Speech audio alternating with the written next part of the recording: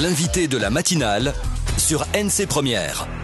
Nouvelle liaison avec la Chine, les futurs Airbus, le concours pour dessiner les nouveaux uniformes du personnel navigant. Notre invité ce matin est le directeur général d'Air Calédonie International, Didier Tapero. La première partie avec les questions de Thierry Belmont. Bonjour Didier Tapero. Bonjour. On a beaucoup parlé des 4 avions de la compagnie, 2 A320 Neo et 2 A330 Neo. Les questions autour du financement, du business plan, du choix des desserts, tout cela est derrière nous maintenant ? Ah, pas tout à fait. Il y a encore un certain nombre d'étapes importantes à franchir. Nous avons des équipes pluridisciplinaires qui sont en contact quotidiennement avec Airbus. Nous sommes dans la phase de définition des avions, parce que vous achetez un avion avec les éléments principaux, mais il faut ensuite le définir, c'est-à-dire choisir son aménagement, ses sièges, ses galets, son électronique de bord. Tout ça est un processus qui prend beaucoup de temps. Oui, mais les questions polémiques, par exemple, est-ce que c'est encore la peine de se demander si Air Calin a les yeux plus gros que le ventre en achetant ces 4 avions ? Non, pas du tout. C'est une fausse question. La question qu'il faut se poser, c'est y aurait-il eu un avenir pour la compagnie dans le statu quo, c'est-à-dire en conservant une flotte d'avions vieillissants qui aurait coûté de plus en plus cher à l'entreprise en termes de maintenance, en termes de consommation carburant, ce qui aurait été un vrai risque pour la compagnie. Oui, les inquiétudes de la Chambre territoriale des comptes, ça aussi, c'est derrière nous. Ces inquiétudes étaient fondées ou pas ? Alors, les inquiétudes de la Chambre territoriale des comptes, celles-ci soulèvent que le développement de la compagnie est lié au développement touristique, qui est donc un sujet qui concerne bien sûr Air Calin, mais également la Nouvelle-Calédonie dans son ensemble. Elle parle aussi du risque financier possible pour Air Calin, notamment parce que la Nouvelle-Calédonie est votre actionnaire majoritaire. Oui, mais je ne veux pas écarter toute activité d'entreprise, toute activité présente des risques. Ce qu'il convient de faire, c'est d'avoir des modèles économiques qui minimisent ce risque, bien sûr, et qui permettent d'avoir des solutions alternatives en cas de difficulté. Parce qu'encore une fois, ce dont il faut être bien persuadé, c'est que ne rien faire pour une entreprise comme Air Calin était un vrai risque qu'on lui aurait fait courir. Et donc, le fait d'être dans un schéma de renouvellement de flotte avec des appareils qui vont coûter moins cher, des appareils plus importants en nombre de sièges, qui vont consommer moins de carburant, qui vont coûter moins cher en maintenance, est un élément favorable pour l'entreprise. Parce que la flotte que vous avez actuellement est vieillissante, c'est bien ça ? Parce que la flotte est vieillissante, qui est une très bonne flotte, mais je crois que j'avais peut-être même dans cette antenne donné l'exemple d'une vieille voiture qui coûte plus cher. Ce que vous n'avez pas dit en revanche, c'est que vous allez faire des économies de kérosène, c'est bien ça, puisque vous achetez des avions qui consommeront moins.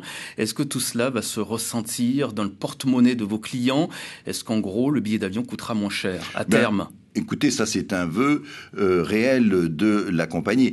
J'avais déjà eu l'occasion de le dire, que les recettes de la compagnie baissaient régulièrement.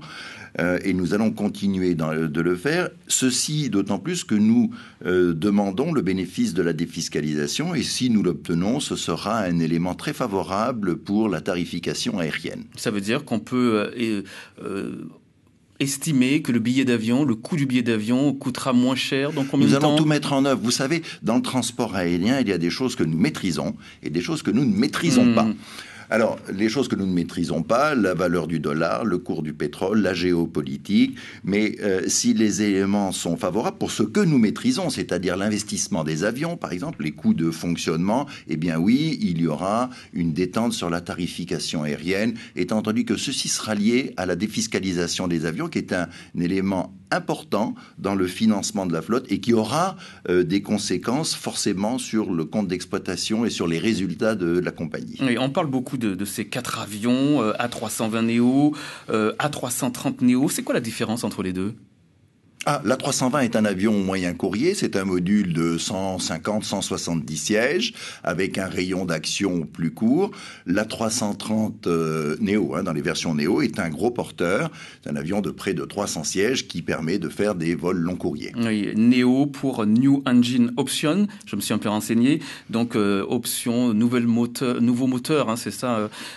C'est ça la principale nouveauté des nouveaux moteurs, nouvelle génération qui amènera plus quoi d'ailleurs à ces avions ? Alors vous êtes bien renseigné, effectivement. Ces versions Neo sont des versions de des A330 évoluer, au niveau des moteurs, bien sûr, au niveau des ailes. Prenez par exemple l'A330, l'envergure actuelle des A330-200 est de 60 mètres à peu près, ou un petit peu plus.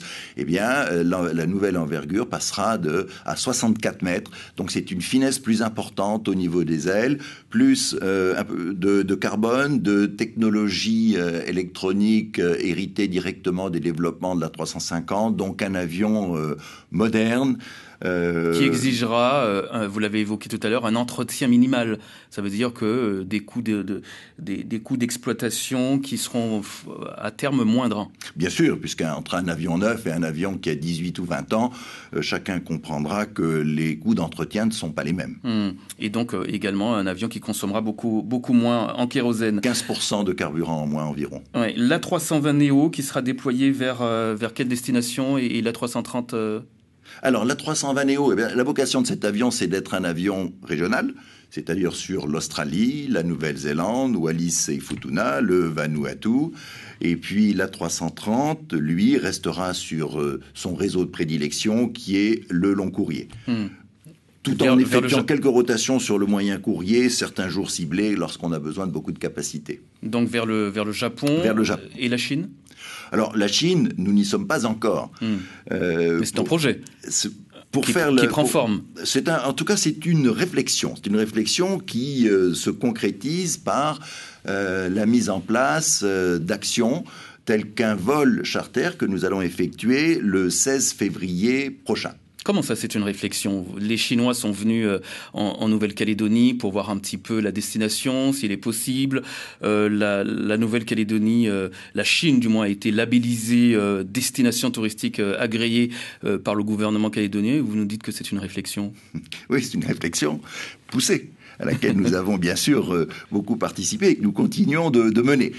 Il faut faire la différence entre des vols charters, ce que nous allons faire pour apprendre le marché, faire découvrir la Nouvelle-Calédonie à une clientèle chinoise, et puis l'option qui pourrait être prise, qui j'espère sera prise au moment opportun, de véritablement ouvrir une liaison régulière sur la Chine, c'est-à-dire à peu près 3 fois ou 4 fois par semaine avec un vol sur la Chine.